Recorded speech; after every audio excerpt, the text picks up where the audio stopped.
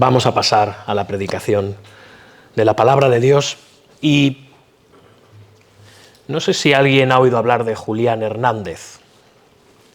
Julianillo. Julianillo, por su pequeña estatura, o Julián Hernández, nació en Villaverde del Río en 1527, Sevilla, España. Y siendo joven, por circunstancias que no están muy claras, viajó a Alemania, donde la Reforma protestante tenía ya mucha fuerza.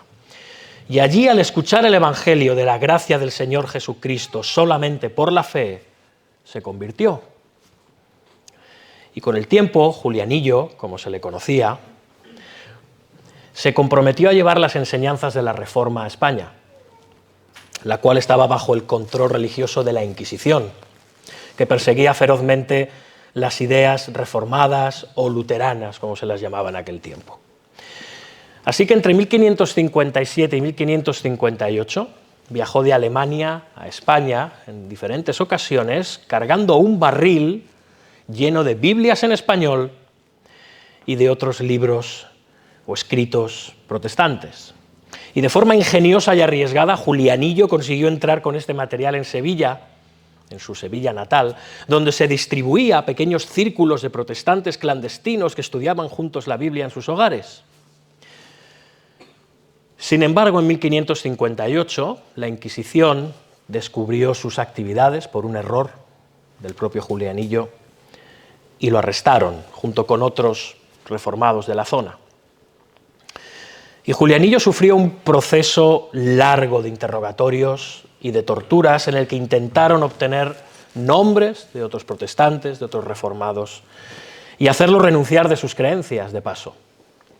Pese a las presiones, pese a las dolorosas torturas, Julián no reveló ninguna información y se mantuvo firme en su fe.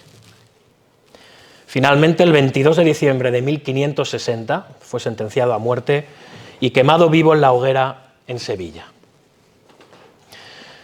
Antes de ser quemado y exhortado por última vez a retractarse, exclamó: «No me retractaré de la verdad, pues he encontrado en ella la libertad que ni las llamas pueden arrebatarme. Señor, en tus manos encomiendo mi espíritu». María de Bohórquez, una joven sevillana también del siglo XVI, nació en una familia acomodada, pero desde pequeña estaba fascinada por las Escrituras, así que empezó a estudiarlas.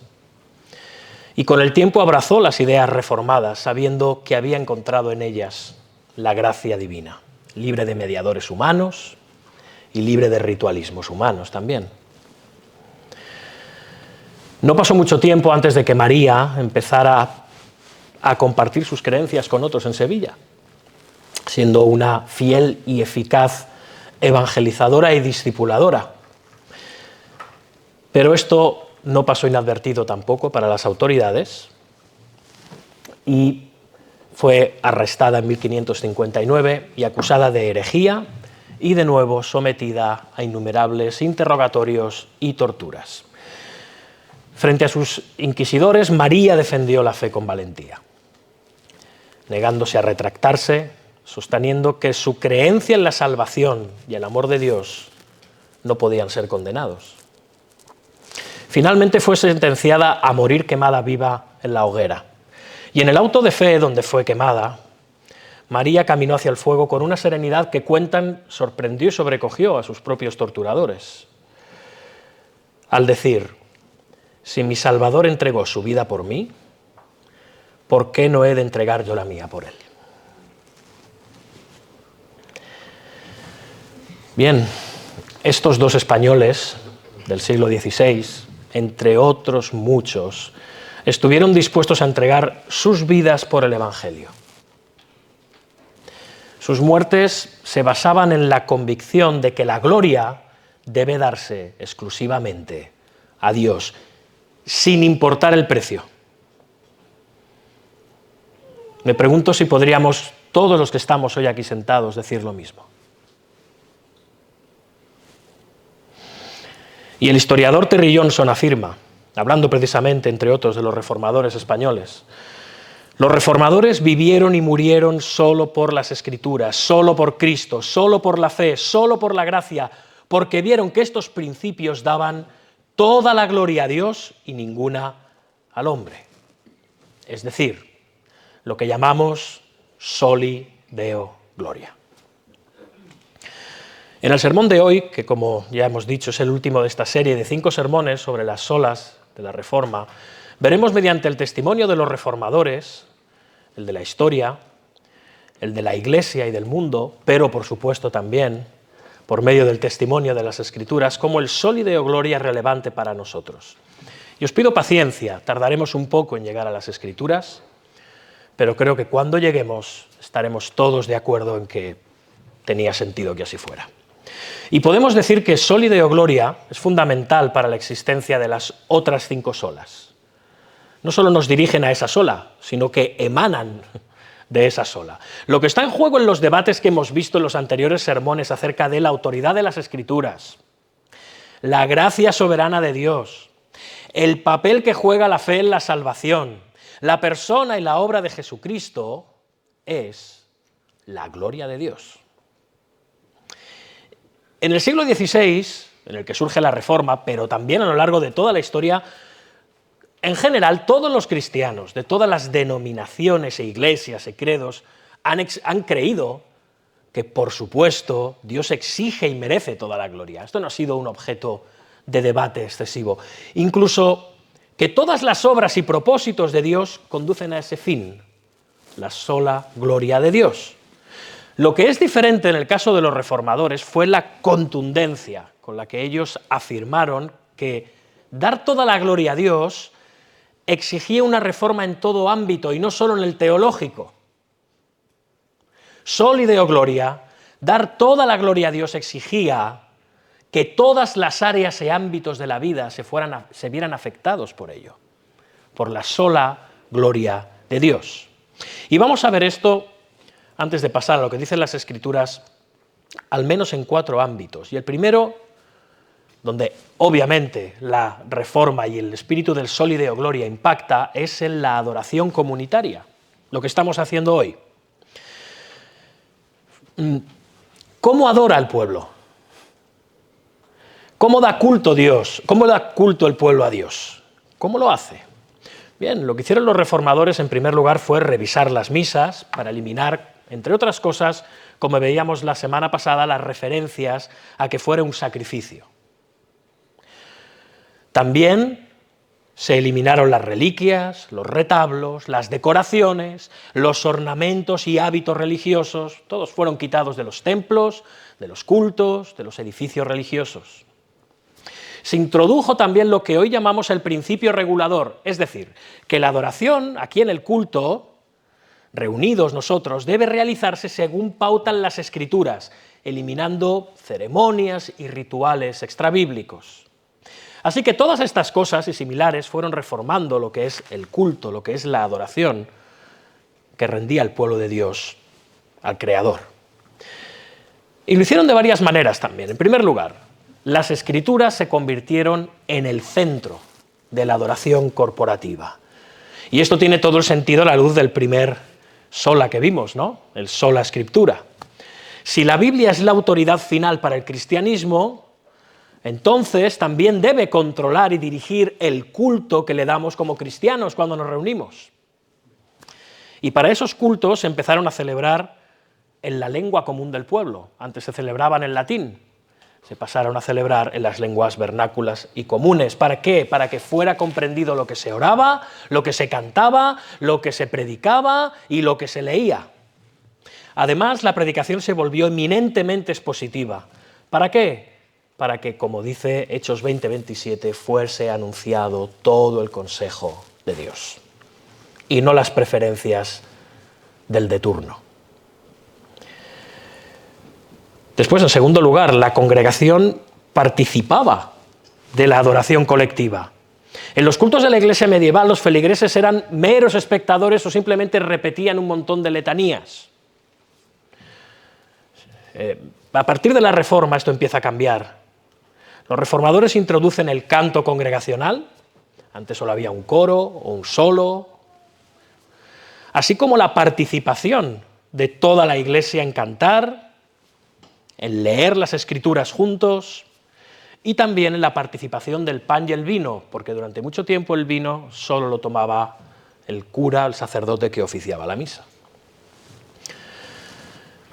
En tercer lugar, se devolvió a los sacramentos su sencillez bíblica.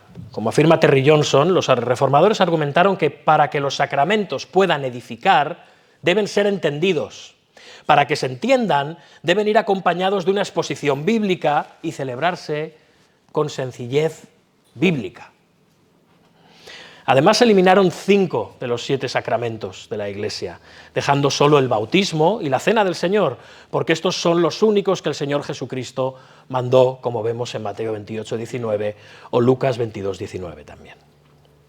En cuarto lugar, se valoró de manera renovada la obra del Espíritu Santo en el culto. La Iglesia medieval dirigía más su atención a los elementos externos que a lo interno en el corazón de las personas. Los reformadores promovieron lo contrario, dieron prioridad a lo interno antes que a lo externo. Por tanto, se empezaron a intercalar oraciones a lo largo del culto. ¿Para qué? Para mostrar la dependencia del pueblo de Dios de la obra y guía del Espíritu Santo a la hora de adorar. En quinto lugar, se modificó la arquitectura interior de las iglesias o de los lugares de culto. La cena del Señor, por ejemplo, ya no se servía en un altar, puesto que no era un sacrificio, sino que se servía en una mesa, como una comida, en la que se participaba como hermanos. También desplazaron el púlpito a un lugar central en las iglesias, en vez de estar a un lado, comunicando así algo muy poderoso, la centralidad de las Escrituras en la vida de la iglesia. Los lugares de culto se fueron volviendo poco a poco menos ostentosos y acabaron siendo mucho más sencillos. Otro aspecto en el que la Reforma impactó en la Iglesia es en el gobierno de la misma Iglesia. Este Soli Deo Gloria es clave porque se reinterpretó la manera en que se entendía cómo funcionaba la autoridad de los oficiales en la Iglesia, obispos, presbíteros, diáconos, etc. Después, más tarde, se delineó el sistema que hoy rige en muchas iglesias presbiterianas, con cuerpos de ancianos y de pastores que dirigen las congregaciones.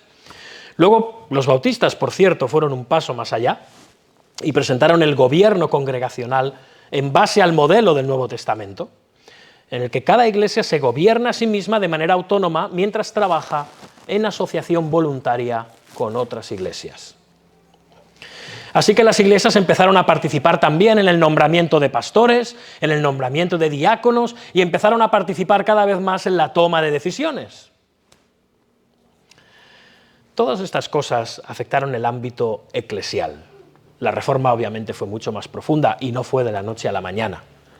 Pero también hay otros aspectos en los cuales el Soli Deo Gloria afectó, en la vida familiar, por ejemplo. Soli Deo Gloria informó una reforma en los hogares, una reforma en las familias y en los matrimonios, elevando el honor, la gloria y la honra del matrimonio y de la familia. Así que los reformadores desafiaron la idea de que el celibato fuese superior a la familia y defendieron el matrimonio y la unión entre hombre y mujer como una forma preciosa y perfecta de dar solo la gloria a Dios. Promovieron, de hecho, el matrimonio. En el catolicismo se veía con frecuencia el matrimonio como un mal necesario para controlar los deseos y los impulsos sexuales. Pero para los reformadores la unión conyugal ofrecía una valiosísima relación entre el hombre y la mujer, entre el compañerismo que se debían dos personas que se aman. De hecho, el teólogo puritano Matthew Henry escribe en su comentario sobre Génesis: la mujer fue hecha de una costilla de Adán, no hecha de su cabeza para gobernar sobre él, ni de sus pies para ser pisoteada por él, sino de su costado para ser igual a él, bajo su brazo para ser protegida y cerca de su corazón para ser amada. Los reformadores también defendieron el don divino de las relaciones sexuales dentro de la relación del pacto matrimonial. El pensamiento del catolicismo era, como hemos dicho, que la abstinencia sexual fomentaba una mayor piedad, una mayor espiritualidad, y que las relaciones sexuales eran deseables, pero malas, ¿sí? Malas, en definitiva. Los reformadores sostuvieron que la intimidad y el placer sexual son un don de Dios y que debían de disfrutarse, por supuesto, dentro del marco matrimonial que Dios había prescrito. En cuanto a la familia, el marco del matrimonio era esperar que se concibieran hijos, lógico, y la Reforma mantuvo una visión muy elevada de los niños y de la importante tarea de criarlos. En la Europa medieval los niños no eran más que recaderos y meros esclavos y un bien que los padres podían utilizar para labrar la tierra y para ayudar en las tareas de la casa. Pero para la Reforma la familia era el núcleo de la sociedad y fue elevada a rango de necesidad dentro de las sociedades.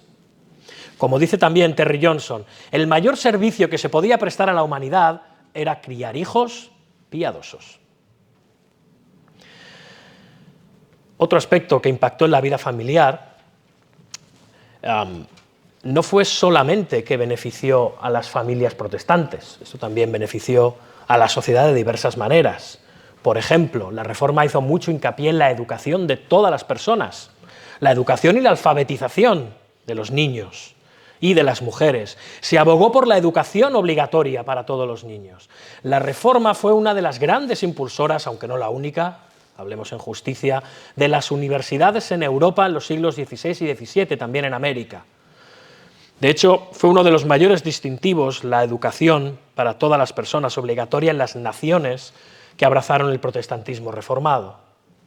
El aprendizaje y la educación de calidad se veía como algo bueno que debía dedicarse para la gloria de Dios.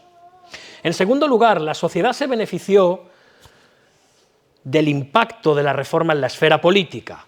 El principio de que solo a Dios se le tiene que dar la gloria llevó a un cambio político en toda Europa. La Iglesia y el Estado ya no iban a ser nunca lo mismo. Lo vemos al menos en 4 aspectos. Primero, la separación de Iglesia y Estado. Con la Reforma empieza el fin de las teocracias y el cesaropapismo. El Estado empieza a no dictar cómo debe funcionar la Iglesia y la Iglesia tampoco dejó de dictar cómo tenía que funcionar el Estado. Por lo tanto, empieza un inicio, un atisbo de lo que vemos como la separación de poderes.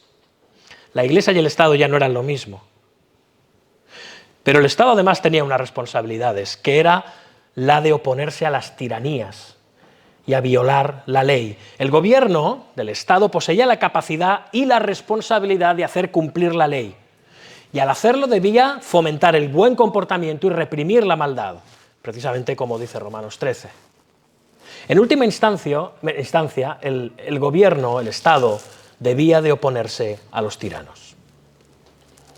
Otro aspecto, la igualdad entre las personas, entre los seres humanos. Es verdad que el racismo seguía estando presente en la Europa de los siglos XVI y XVII. Pero los reformadores defendían la igualdad de todos los seres humanos, de todas las razas, de todos los estratos sociales, de todas las nacionalidades, tanto hombres como mujeres, ante la sociedad y ante Dios. El hombre era responsable delante de Dios y era igual de importante para Dios, tanto en la gracia como también en el pecado. Las implicaciones políticas de esto fueron la igualdad que gradualmente a lo largo del tiempo se fue ganando para todas las personas, ante la sociedad y ante la ley. Y cuarto y último, la libertad de conciencia. Según las Escrituras, ningún individuo debe ser obligado a ir en contra de su conciencia. Debe haber tolerancia y libertad religiosa, y por supuesto de expresión, y por supuesto de libertad de reunión, para el culto o para cualquier otro asunto, independientemente de la perspectiva teológica o ideológica de las personas. Así que muchos de los derechos y libertades que damos hoy por sentado en los estados de derecho, en las democracias modernas, actuales, se relacionan directamente y claramente con el pensamiento de la Reforma, impulsado por el Soli Deo Gloria. Ahora, quizá alguien esté pensando, bueno, un momento, ¿qué tiene que ver todo este esfuerzo humano con el Soli Deo Gloria? Porque esto lo hicieron personas que eran muy listas, muy capaces, muy inteligentes. Para el pensamiento reformado del siglo XVI, da igual si te estabas preparando un sermón o estabas ayudando a los necesitados. Exactamente igual. La motivación debía ser siempre soli Deo gloria.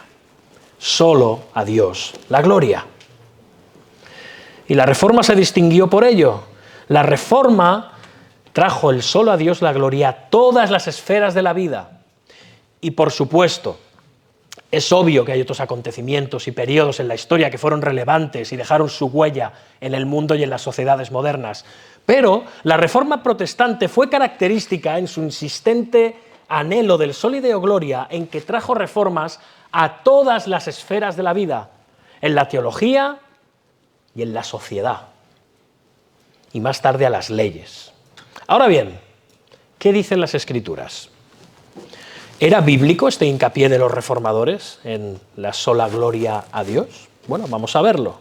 Acompañadme, por favor, al libro de Isaías. Como siempre, vamos a estar en el Antiguo y en el Nuevo Testamento. Y vamos a empezar por el Antiguo. Vamos al libro de Isaías. Nos quedaremos primero en el capítulo 43. Luego veremos el 48 y después el 61.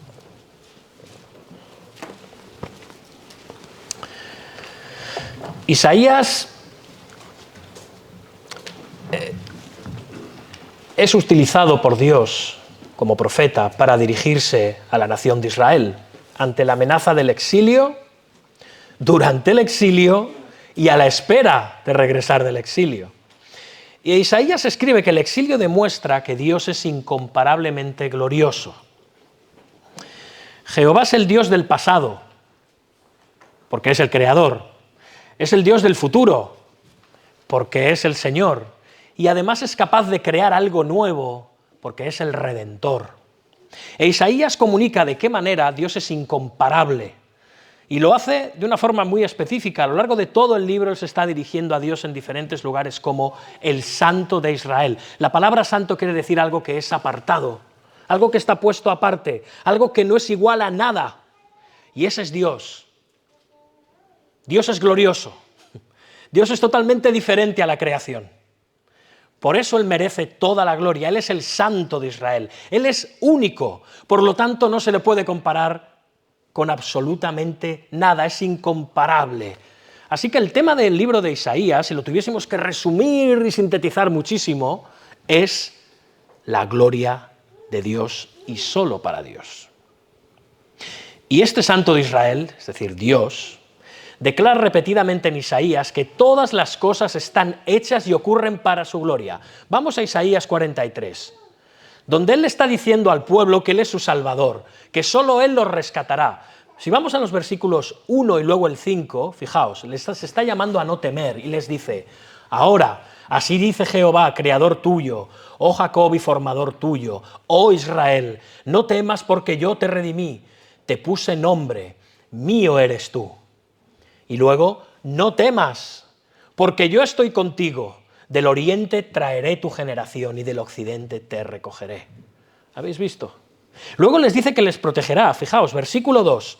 Cuando pases por las aguas, yo estaré contigo, y por los ríos no te anegarán. Cuando pases por el fuego, no te quemarás, ni la llama arderá en ti.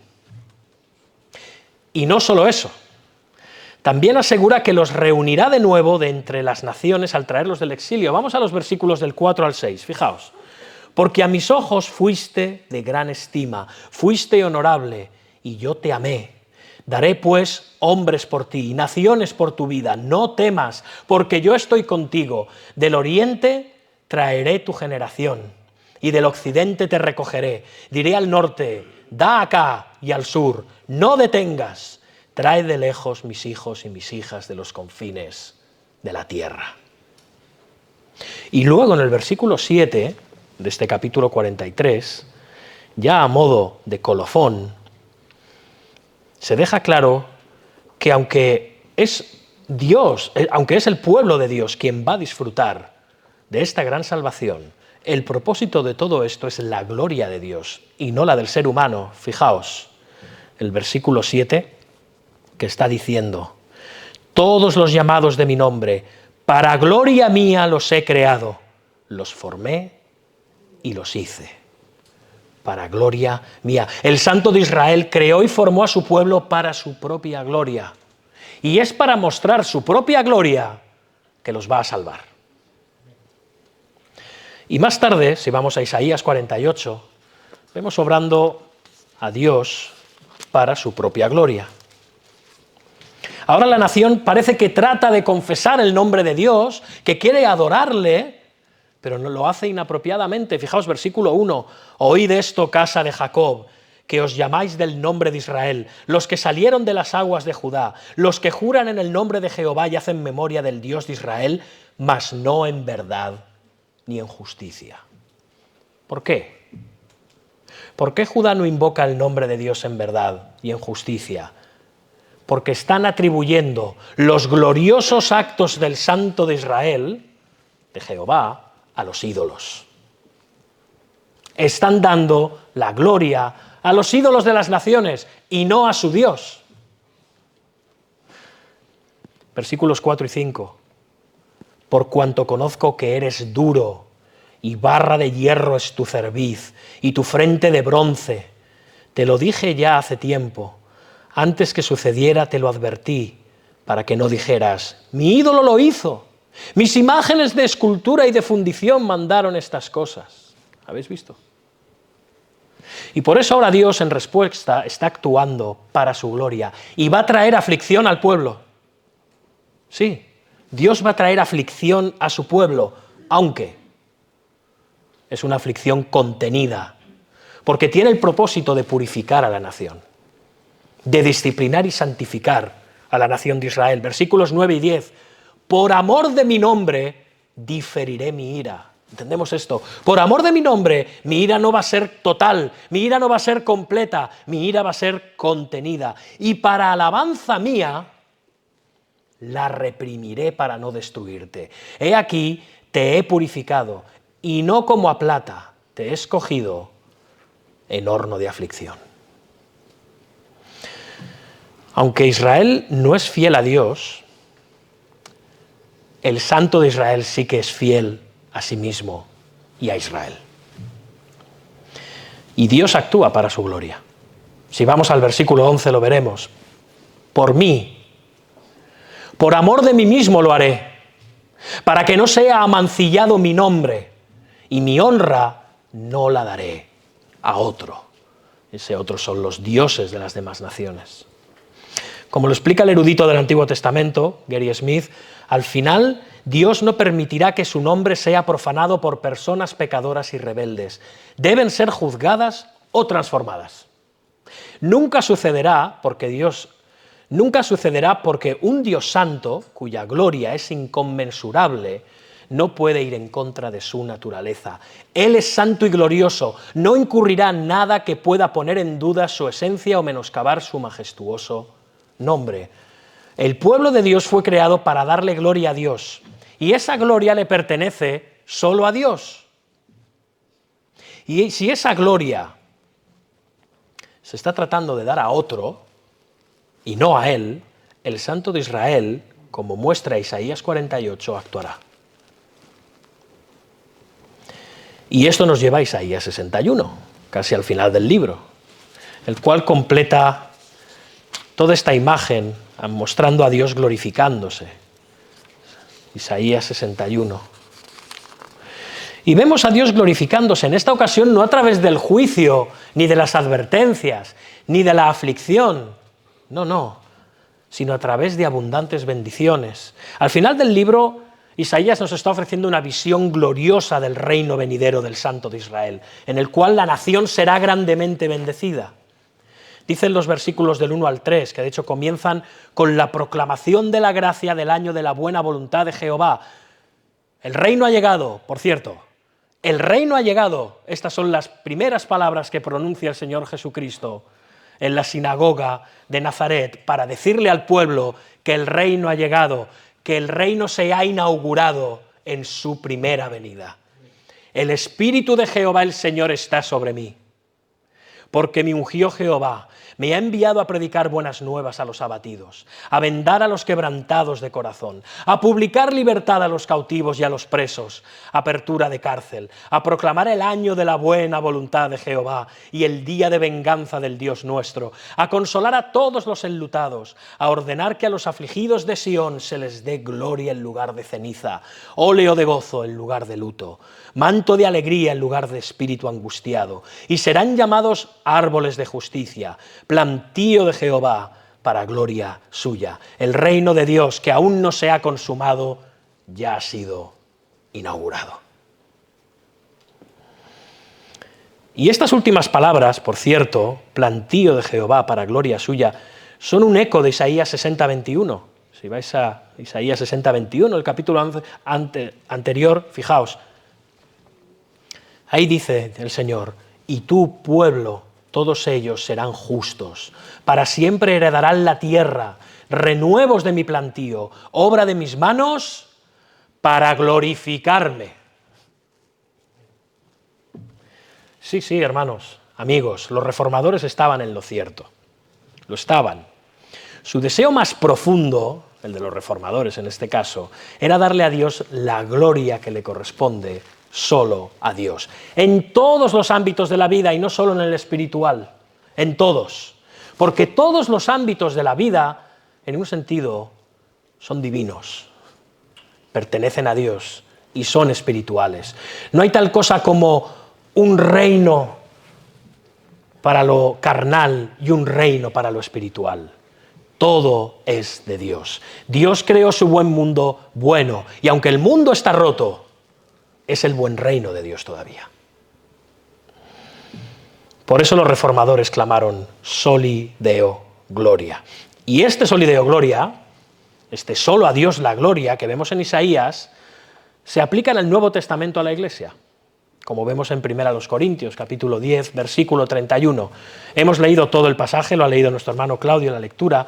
Nos vamos a enfocar solamente en el versículo 31, si pues, bueno, os dejamos tiempo para buscarlo, después de Hechos viene la carta a los Romanos y después primera a los Corintios.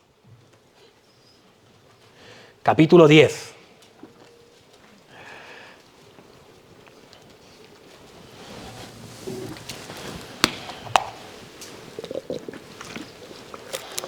No sé la de veces en los últimos años en el ministerio que muchos hermanos me han preguntado, ¿qué quiere decir esto de hacerlo todo para la gloria de Dios? Bueno, vamos a tratar de explicarlo un poco.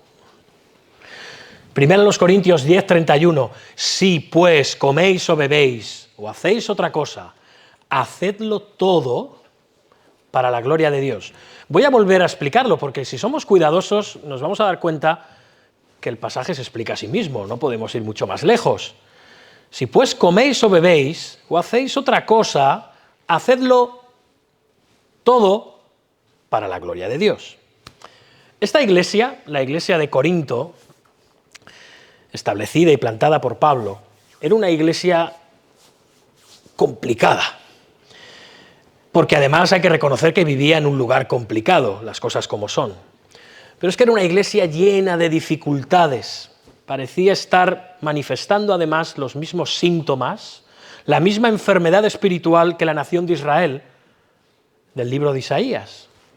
La iglesia de Corinto estaba llena de rivalidades, de inmoralidad sexual, de divisiones, de borracheras y, como era de esperar en vista de la anterior, una adoración comunitaria bastante deficiente y desordenada.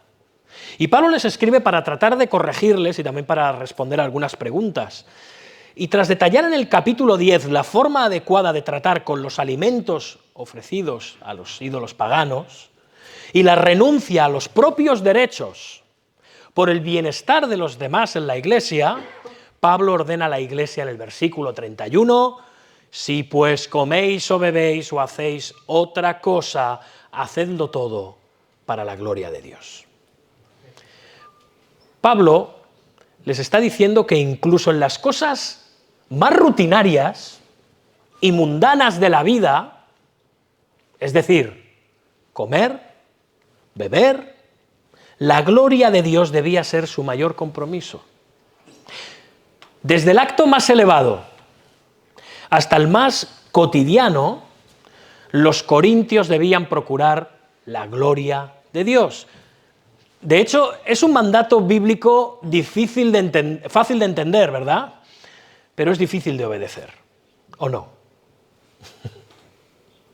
Como escribe John MacArthur respecto a este texto de 1 Corintios 10:31, el propósito más elevado de cualquier individuo el propósito más elevado que cualquier individuo puede tener es estar totalmente absorto en la persona de Dios y ver toda la vida con los ojos llenos de su maravilla y de su gloria. Este énfasis de las Escrituras en el Soli Deo Gloria es vital para un cristianismo vivo, para un cristianismo real. Isaías está proclamando a Israel que lo que más le importa a Dios, atención, podemos hacer un sermón aparte para esto. Quizá habrá personas que tuerzan el gesto, no lo sé. Lo que más le importa a Dios es su propia gloria. No nos quepa la menor duda. Por supuesto, todo esto hay que desarrollarlo. En una sola frase puede resultarnos incomprensible. Quiero recalcarlo de nuevo. Lo que más le importa a Dios es su propia gloria. Eso lo está dejando muy claro Isaías. Pero Pablo está aplicando este principio, argumentando a los corintios que también tendría que ser lo más importante para el cristiano. La pregunta es, ¿por qué no lo es? Pero de nuevo, esto no es algo abstracto, sino concreto. Comer, beber o cualquier otra cosa debe ser hecha solo para la gloria de Dios. La gloria de Dios debería controlar nuestra vida para su gloria, para el bien nuestro y para el bien del mundo.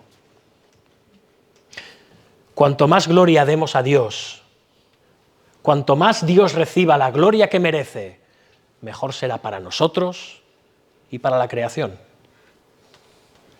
Así que tiene un efecto boomerang. Como dice David Van Drunen en su libro Solo a Dios la gloria, Pablo nos anima a glorificar a Dios en todas las cosas buscando el bien de los demás, con el objetivo último de que la gente sea salva y la Iglesia fortalecida. Ahora, ¿cómo aplicamos todo esto aquí en la Iglesia? ¿Qué hay de nosotros y del Soli Deo Gloria? ¿Cómo este principio de la Reforma, solo a Dios la gloria, es relevante para la IBE? ¿Cómo es práctico y útil para los cristianos de Sabadell aquí en el siglo XXI? Bueno, nos es relevante al menos en tres áreas. Primero en nuestro conocimiento de Dios, después en nuestro servicio a Dios y después en nuestra vida para Dios. Vamos a desarrollar estas tres cosas ya caminándonos a la conclusión del sermón. En primer lugar hemos dicho que Soli Deo Gloria es clave en nuestro conocimiento de Dios. En el cristianismo moderno, sí, también dentro de las iglesias evangélicas hay mucha arrogancia. Muy pocos son los que dedican tiempo y esfuerzo a conocer a Dios por medio de los medios que Él ha dispuesto. Luego estos son los que acusan de arrogantes a los que se esfuerzan por conocer y aprender de Dios. Estás hinchado de conocimiento. Yo afirmo que hay más arrogancia en el no adquirir conocimiento de Dios que en el adquirir conocimiento de Dios. Porque asumimos que podemos conocer a Dios cantando algunos himnos los domingos por la mañana, escuchando el sermón, luego largándonos por la puerta y desaparecer hasta el domingo que viene llevando nuestra vida tal cual la llevan las personas sin esperanza y sin Cristo en este mundo. Y esto es arrogancia. Presumimos de saber todo lo que hay que saber acerca de Dios. Yo ya sé todo lo que tenía que saber. Ya he estado en todos los seminarios y cursos en los que tendría que haber estado. Ya he aprendido todo lo que tenía que aprender. Ya he escuchado todos los sermones que me hacía falta. Sin embargo, el Dios de la Biblia está más allá de nuestra comprensión, hermanos, amigos. Isaías 55, 8 y 9. Porque mis pensamientos no son vuestros pensamientos, ni vuestros caminos mis caminos, dice Jehová. Como son más altos los cielos que la tierra, así son mis caminos más altos que vuestros caminos, y mis pensamientos más que vuestros pensamientos. Uno de los motivos por los que el lema del Soli Deo Gloria ocupaba una posición tan, vamos a decir, obsesiva en la mente de los reformadores, era porque presentaba una visión verdaderamente gloriosa y grande de quién es Dios y no el hombre. Por eso dedicaron sus vidas a crecer en el conocimiento de Dios, en su dependencia de Dios. Como afirmó una vez el gran predicador bautista Charles Haddon Spurgeon, la ciencia más elevada, la especulación más sublime, la filosofía más imponente que pueda atraer la atención de un hijo de Dios es el nombre, la naturaleza, la persona, la obra, los hechos y la existencia del gran Dios a quien llama Padre.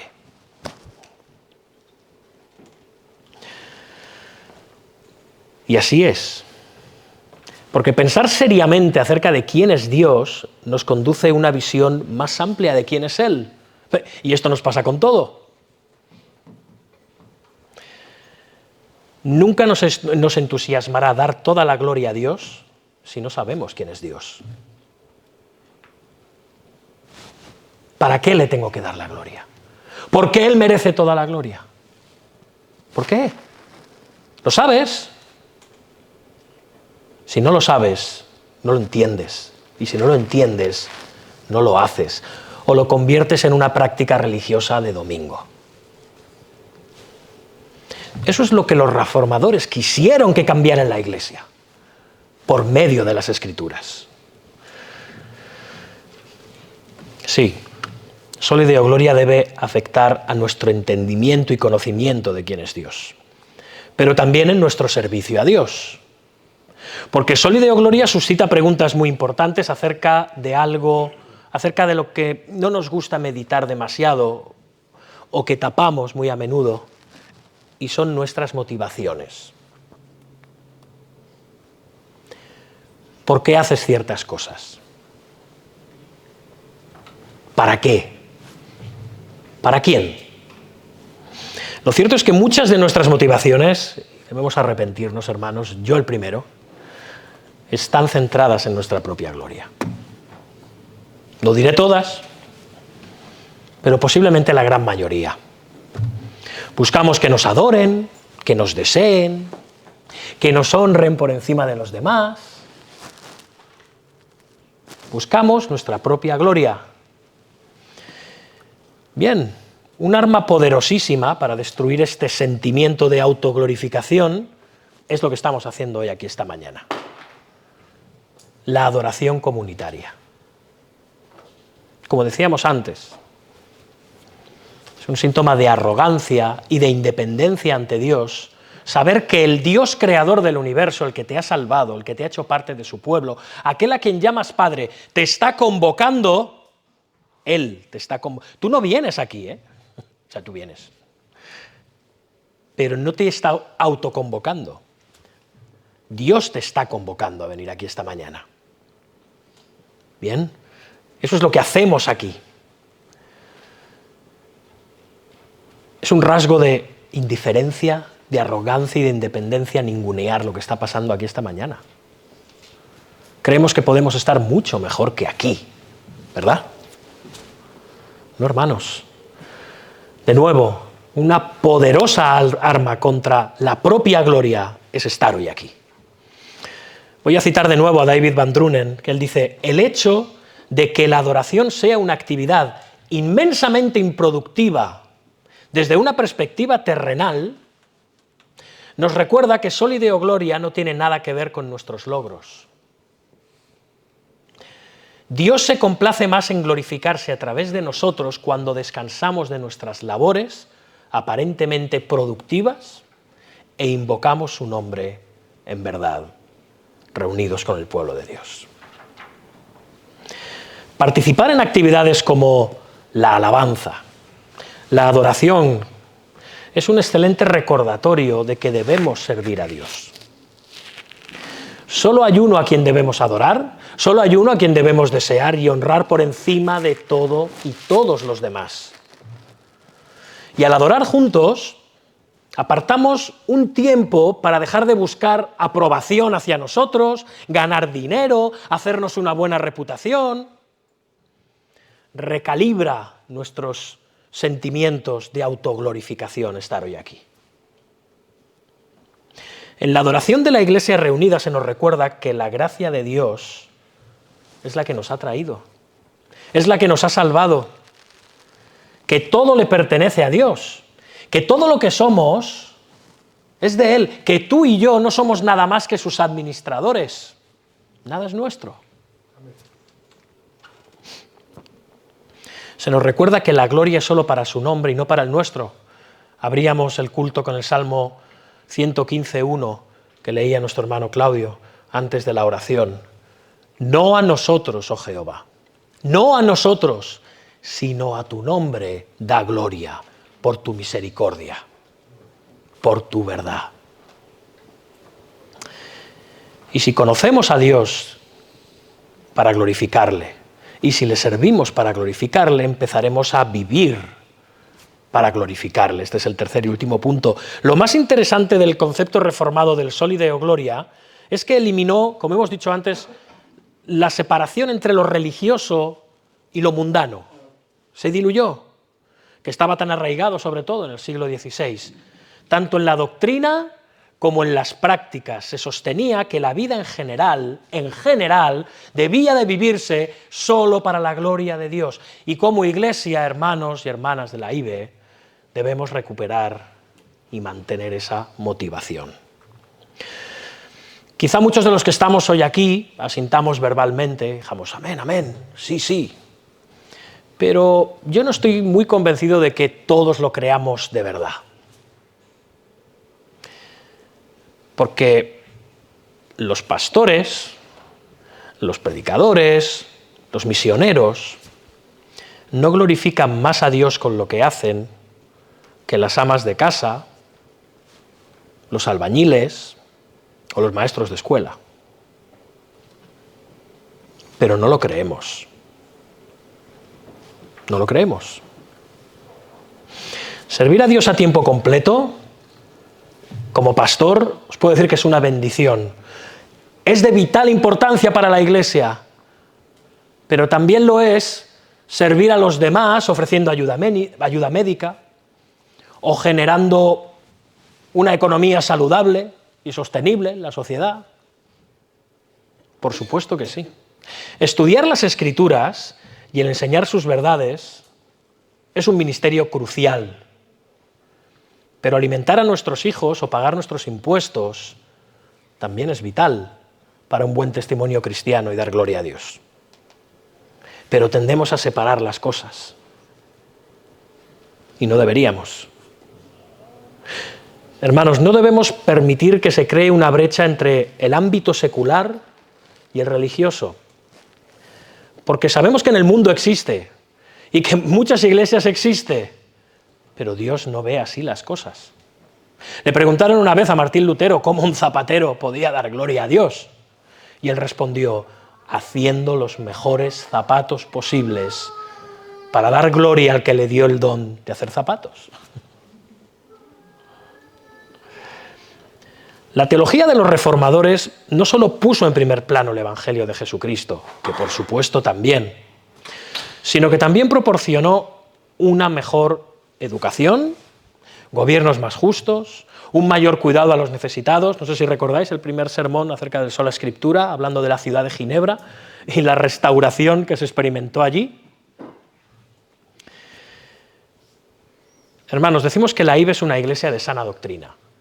y afirmo que es verdad, somos una iglesia de sana doctrina, entonces nuestra doctrina ahora debe de impulsarnos también hacia el mundo, hacia fuera de la iglesia, de tal manera que, como dice el Señor en Mateo 5:16, alumbre nuestra luz delante de los hombres para que vean nuestras buenas obras y ¿qué?